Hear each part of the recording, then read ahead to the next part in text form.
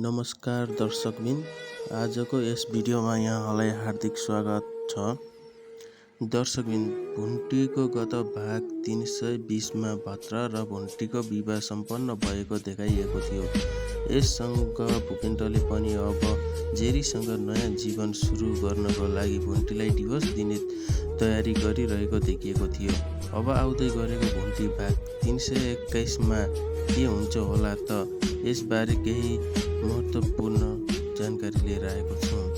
भुन्टीले लामो समयसम्म भूपेन्द्रलाई आफ्नो श्रीमानका रूपमा स्वीकार गरी जीवन बिताएकी थिइन्।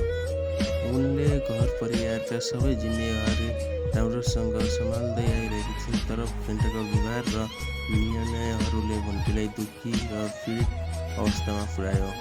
अबको भागमा भुन्टीले आफ्ना अधिकारका लागि अझै मजबुत रूपमा उभिने सम्भावना देखिन्छ। उनले सम्बन्ध विच्छेद नै आफ्नो सम्पत्ति र कानुनी अधिकारको विषयमा स्पष्टीकरण राखेकी छिन्।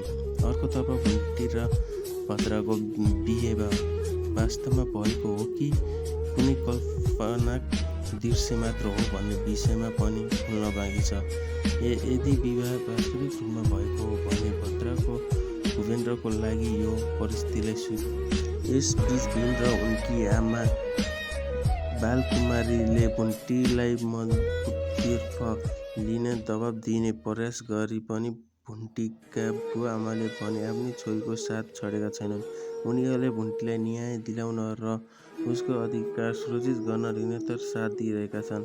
सिए पनि बारम्बार तनावमा देखिएकी छिन्।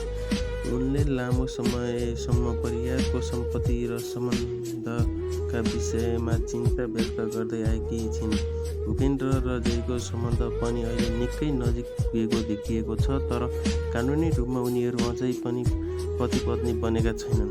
त्यसैले अब आगामी भागमा भुन्टी र भूपेन्द्र बीचको सम्बन्ध कानुनी रूपमा अन्तिम हुने तथा भुन्टी र भद्रको सम्बन्ध नयाँ मोडमा पुग्ने सम्भावना देखिन्छ।